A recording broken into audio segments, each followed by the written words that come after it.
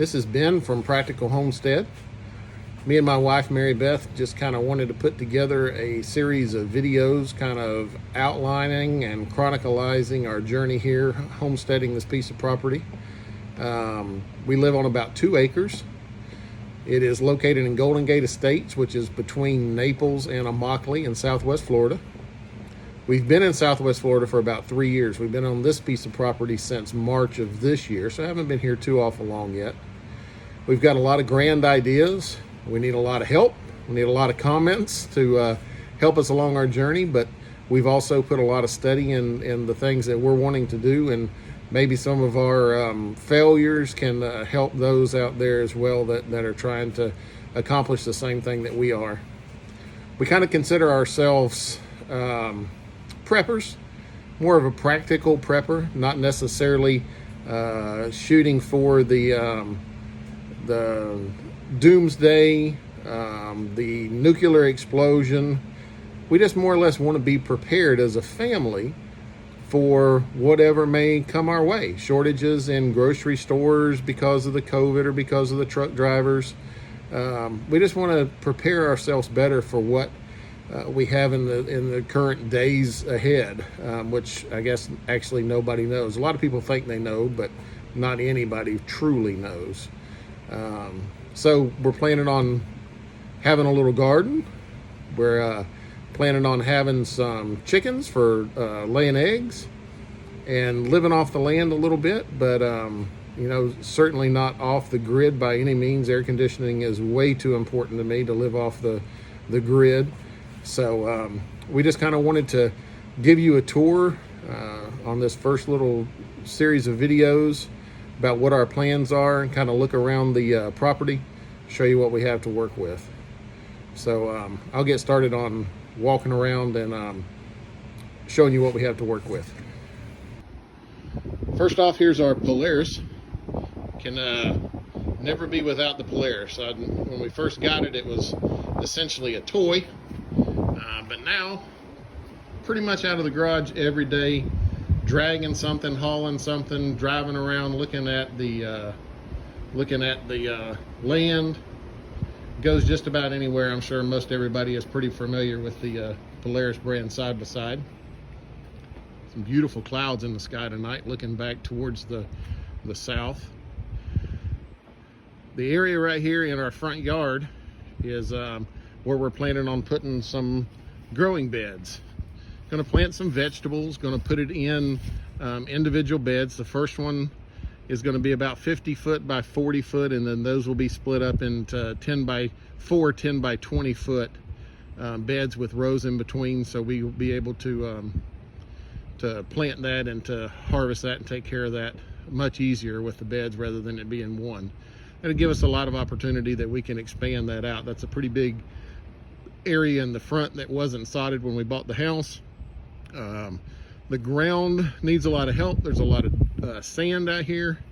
We're in the process of getting some mulch, and we'll be mulching in or tilling in a lot of the mulch to hopefully in a year, next planting season, we'll be in a lot better position to plant, or the soil will be in a lot better position to plant. Just kind of a look-see of what we have going on here. We own almost up to the where it's mowed. We've got some raised beds over here, some rock for one of my next projects. But we've got some raised beds that we have tried our hand at gardening. Now, the her nor I are really much of a gardener, so we wanted to see what we could do. As you can see, we got some peppers on here. We've got some squash growing, zucchini growing. Tomatoes didn't fare too well. It's awful hot down here in the summertime for tomatoes. But we certainly got some pineapples growing. Pineapples seem to be doing very good. That's an 80% shade cloth that I have on top of the raised beds. 80% is what I read is what was needed down in the Southwest Florida sun, and it does get brutal from time to time. You can see back, got some poles for different projects. We go back almost as far as that rear line where the trees are in the back.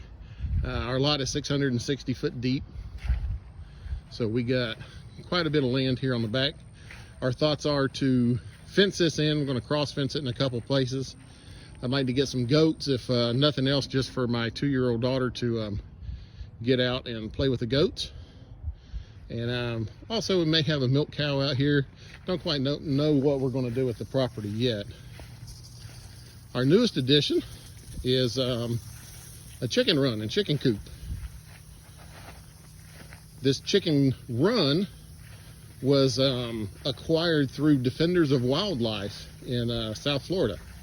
They're a group that kind of look after the panthers, and what they do is they provide assistance on these coops, both financial and putting it up as well, in order that if a panther were to come into the yard, it wouldn't be able to get into the chickens. Therefore, it's teaching the panthers not to prey here because they can't get to it. In the coops that the panthers can get into, the idea is that they continue to keep coming back, and then the homeowners and the farmers get upset at the panthers, and then lo and behold, there's dead panthers. And that's what this group doesn't want. This group wants to coexist with the panthers. You can see it's pretty heavy duty. It's all hot dip galvanized welded metal. We do not have chickens yet. The rain here in Southwest Florida was pretty brutal. You can see kind of how wet it had gotten. This was actually had water all through the run a week or so ago. So I put in 57 stone, which I understand may not be the absolute best for the chicken. However, in the condition that we have here, that's about all that we could possibly do. Had to keep it dry. This seemed to be the best way. I've got a tarp on it right now. I am planning on putting an aluminum roof on it just to kind of go along with the house a lot better than what it's going now. But the tarp seems to do a good job. Got an old wire reel in here just to kind of give us a table. Got a toolbox in here to keep the feed and the mealworms that they love so much dry. The coop is actually a children's playhouse. We were looking at coops online, and as I'm sure a lot of you know, that they are crazy expensive. Didn't really want to put the time and energy into building one. So my wife was looking on Facebook one day, Facebook Marketplace, and saw a kid's playhouse and thought, wow, that looks just like the coops that we see. So we ended up buying this children's playhouse and making a coop out of it. And I think that it's actually going to do a pretty good deal. It's not quite finished yet. We're planning on getting 6 to 8 chickens or so. So we've got 2 nesting baskets, kind of got a slatted floor. The idea is to be able to wash it clean and then the water go on through the floor. I know a lot of people talk about putting vinyl flooring down or something like that, make it easy to clean. But that's why I've got kids. They can come out here and clean the chicken coop for me and keep everything nice and clean and sanitary as best we can. Chickens even got a little mailbox here. I'm sure, oh, my daughter's already found a place to put rocks, so I'm sure that she will have fun doing this. You can see I kind of boarded up the windows on this just to make it a little more secure for the girls inside. We don't plan on getting any roosters. We want to be able to maintain our neighbors, and I haven't put locks on everything yet, but it's getting ready for locks. So that's about it. That's what we've kind of gotten so far. We've got a lot of grand plans. We don't have hundreds and hundreds of acres to work with, but we do have a little bit to work with, and we're looking forward to learning and finding out what we can do with this beautiful piece of property in Golden Gate Estates, and just wanted to bring you guys along for the journey. If you have any questions, hit me up in the comments below. If you have any suggestions, hit me up in the comments below. And if maybe I taught you something about the design of a chicken coop or run, leave those comments as well. Well, until next time, folks, remember, prep on.